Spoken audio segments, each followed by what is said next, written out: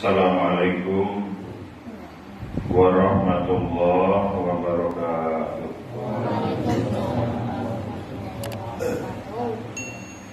Alhamdulillah alladzi 'allama bil qalam 'allama al-insana ma lam ya'lam.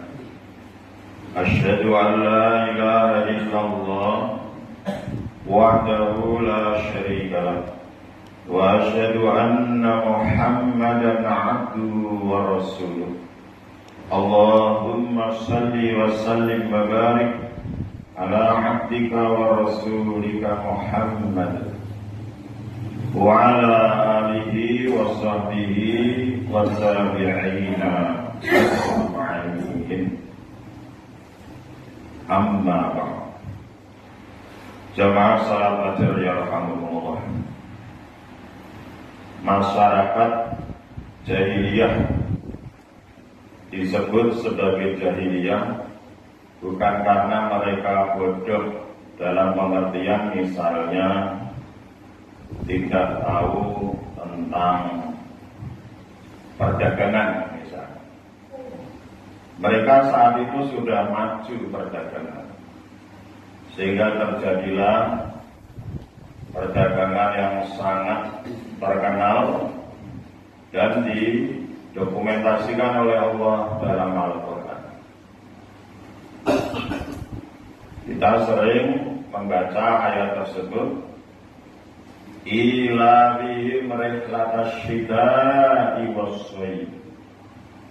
Perjalanan dagang mereka baik di musim dingin maupun di musim panas, yaitu perdagangan pada waktu itu sudah cukup jauh karena belum dikenal alat transportasi seperti otomobil atau angkutan yang sekarang sangat dikenal misalnya udara. Antara Yaman sampai ke negeri Syam mereka sudah maju. Di dunia sastra pun demikian. Kesusastraan pada waktu itu juga sudah sangat dikenal. Kemudian kenapa mereka disebut jahiliyah? Jahiliyah artinya tidak tahu atau bahasa lugasnya maaf bodoh. Mereka disebut bodoh atau tidak tahu karena mereka tidak tahu siapa dirinya. Sebagai makhluk itu mereka tidak tahu. Dan siapa yang menciptakannya. Sehingga mereka tidak melakukan tugas yang semestinya dilakukan sebagai makhluk hidup. Dihidupkan oleh Yang Maha Hidup Al-Hayyul Qayyum untuk melakukan pengabdian hanya kepadanya. Singkat kata, mereka disebut tidak tahu atau bodoh karena mereka tidak la ilaha illallah. Mereka tidak bertauhid. Mereka tidak beriman. Mereka beribadah dengan cara menyekutukan Allah Subhanahu wa ta'ala. Mereka tahu kalau ditanya siapa yang menciptakan langit dan bumi, siapa yang memberimu rizki, siapa yang menciptakan kamu, mereka menjawab, jawabannya sama Allah. Tapi ketika mereka beribadah tidak hanya kepada Allah, tapi melalui perantara, melalui patung-patung yang menurut mereka mampu mendekatkan mereka kepada Allah Subhanahu wa ta'ala. Nah inilah letak kenapa mereka dicap sebagai masyarakat jahiliyah.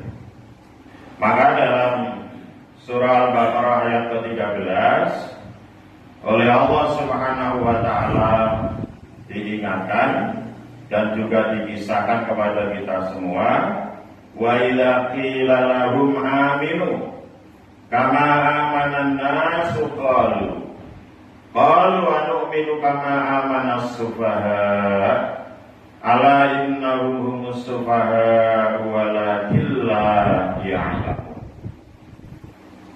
Yang inti isi dari ayat tersebut adalah ketika mereka diingatkan oleh Rasulullah Sallallahu Alaihi Wasallam, diingatkan oleh Allah melalui Rasulullah Sallallahu Alaihi Wasallam untuk apa? Untuk beriman. Berimanlah kamu sebagaimana orang-orang lain sudah beriman. Apa jawab mereka? Mereka menjawab, apakah kami patut beriman sebagaimana berimannya orang-orang bodoh itu? Jadi mereka memutarbalikkan fakta. Yang beriman mereka anggap sebagai sikap kebodohan atau orang-orang bodoh. Sementara mereka yang tidak beriman mengikuti tata cara ibadah yang mereka terima dari leluhur dari nenek moyang mereka. Mereka anggap sebagai sikap orang-orang yang pandai. Maka dalam hal ini Allah kemudian menegaskan siapa yang benar karena mengklaim mereka, mengaku memutarbalikkan fakta itu. Dan memutarbalikkan fakta itu terjadi sudah lama. Sampai kapan ya? Sampai nanti dunia ini oleh Allah langit dilipat, bumi dihancurkan, diganti dengan suasana baru. Yauma tubaddalus samawati wal ardu, semuanya akan diganti. Lalu oleh Allah ditegaskan mana yang benar? Ala innahum humus sufaha. Ketahuilah bahwa yang bodoh itu adalah mereka yang tidak mau beriman. Mereka tidak tahu bahwa tidak beriman itu adalah suatu kebodohan. Oleh karena itu jamaah yarhamukumullah, bahwa hidup yang berdasarkan ilmu, berdasarkan kepandaian pengetahuan, itu adalah hidup berdasarkan wahyu. Karena manusia lahir tidak tahu apa-apa. Kemudian oleh Allah diciptakanlah pendengaran, penglihatan, akal, alat ucap dan lain-lain, sehingga mereka menjadi tahu. Tapi pengetahuan yang mereka terima itu tetaplah belum mencapai puncak pengetahuan. Puncak pengetahuannya adalah ketika manusia kemudian mau berikrar bahwa dirinya adalah makhluk, bahwa dia harus mengabdi kepada Sang Khalik, yaitu Allah Subhanahu wa Ta'ala. Sehingga semua perilakunya adalah perilaku yang mengangkat derajatnya. Karena manusia baik dan buruk bergantung amal perbuatan. Amal perbuatan yang baik adalah amal perbuatan yang merasa selalu diawasi oleh Allah Subhanahu wa Ta'ala. Sehingga aktivitas manusia yang berlandaskan tauhid, ikhlas, tidak menyebutkan Allah Subhanahu wa Ta'ala, hanya mengabdi kepada Allah Subhanahu wa Ta'ala itu diharapkan nanti di ujung kehidupannya ikrar tauhid kalimat thayyibah itu menghiasi perjalanan hidupnya di dunia, sehingga oleh Rasulullah ditegaskan afdhalul dzikri fa'lam, ada kata fa'lam, bahwa sebaik-baik sebutan, sebaik-baik ucapan, sebaik-baik ingatan dalam hati, dalam lisan, dalam perbuatan, fa'lam, ketahuilah, yaitu la ilaha illallah.